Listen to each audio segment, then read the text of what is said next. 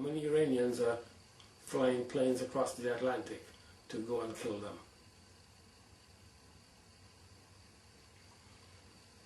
You know, if your house is on fire, you don't solve the problem by trying to catch the smoke, do you? You get to the source. We got evil leadership. And we are blindly following our evil leadership. We have been seduced and deceived, and we are following them. We are following them with our money and the lives of our children, our husbands, our wives. You know, there was a CNN news flash some time ago which said the Euphrates is drying up. You know, I don't know, but I just wondered if it was the fulfillment of Revelation 9:14, which says, saying to the sixth angel which had the trumpet, loose the four angels which are bound in the great river Euphrates.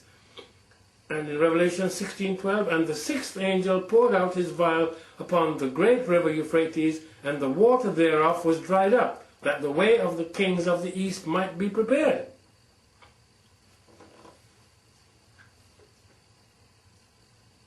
I wonder if that's what we're seeing. Because, you know, everything certainly appears like it's in meltdown, doesn't it? You see, I just quoted to you, I mentioned the verse. It's, let's read it. Jeremiah 21:4. It says, thus said the Lord God of Israel, behold, I will turn back the weapons of war that are in your hands, wherewith ye fight against the king of Babylon, and against the Chaldeans which besiege you without the walls, and I will assemble them in the midst of this city, and I myself will fight against you with an outstretched hand and with a strong arm, even in anger and in fury and in great wrath. And I will smite the inhabitants of this city, both man and beast. They shall die of a great pestilence. Those are the verses that I was referring to just now. This is sobering stuff. Don't think we can't be defeated. Don't make that mistake.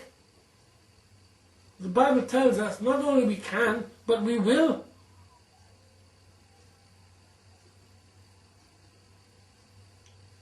We should not deceive ourselves into believing that our early warning satellites and or various surveillance methods will give us any warning.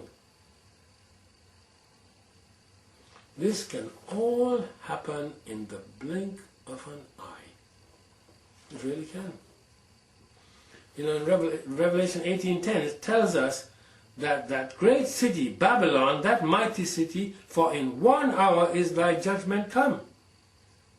In verse 17 of the same chapter 18, in 1 hour so great riches is come to naught. Revelation 18:19, for in 1 hour is she made desolate. Not in a month, not in a week. And if Babylon, if that can happen to Babylon, and all these places are outposts of Babylon. I've done a video and a document that America is not Babylon. She is not Babylon. But she certainly is a major tool, and so is all the English-speaking peoples and the nation called Israel. They are major, primary tools in the hand of Babylon. But Babylon is the Vatican. She oversees it all. So we have been told that, you know, it's going to be swift, it's going to be brutal.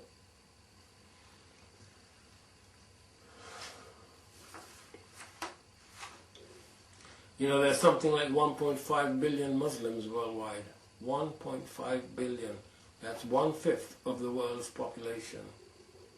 You know, this absolutely dwarfs the English-speaking peoples. Are we so naive that we believe that they are not watching what is going on, taking it into account and saying, we have got to be prepared to act to defend ourselves? The internet will show you the videos. They are there for anybody to see. They are not good. Actually, I watch some of these things, And I find them distressing in the utmost. I really do. But I have to tell you, because, many people are so busy watching the television or involved on the internet in pornography and every other waste of time exercise that they don't even realize it's going on. That's what high-speed broadband is all about. People just can't get enough of the pornography fast enough. They're not reading intellectual documents. Don't let's be so naive. I mean, do we think that the Chinese are going to sit down on this stack of billions or trillions of dollars and find they're worthless, and then they're just going to kiss and make up with us? Well, not according to the Chinese defense minister anyway. He said it's a matter of when, not if, we will attack the United States. You can find that speech on the website. It's linked to in this document. It's our diabolical conduct that has made us enemies. We steal people's natural resources, then we kill them.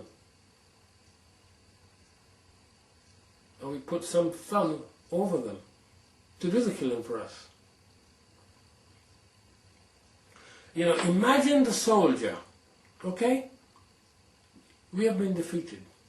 Imagine the soldier standing over you, and what he is seeing isn't you. He is seeing his wife, who had been beaten and raped by, quote, our troops,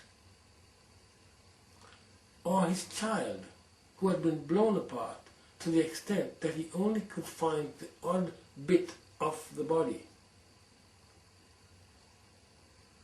Or seeing his child with the horrific injuries caused by these vacuum bombs or depleted uranium.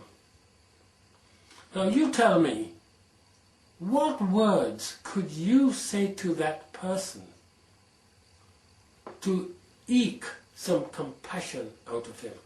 Please tell me. I would like to know. Don't you think his anger, which has been pent up over many years, will suddenly break forth violently and uncontrollably? If you were in his position, it would. It's only somebody with God's Spirit who will act in a manner of peace and love.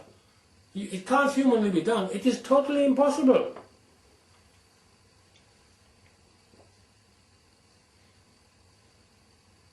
We are aiding and abetting the New World Order, which is Satan's kingdom, Satan's government. That's what we are doing. But in Satan's kingdom, nothing works smoothly.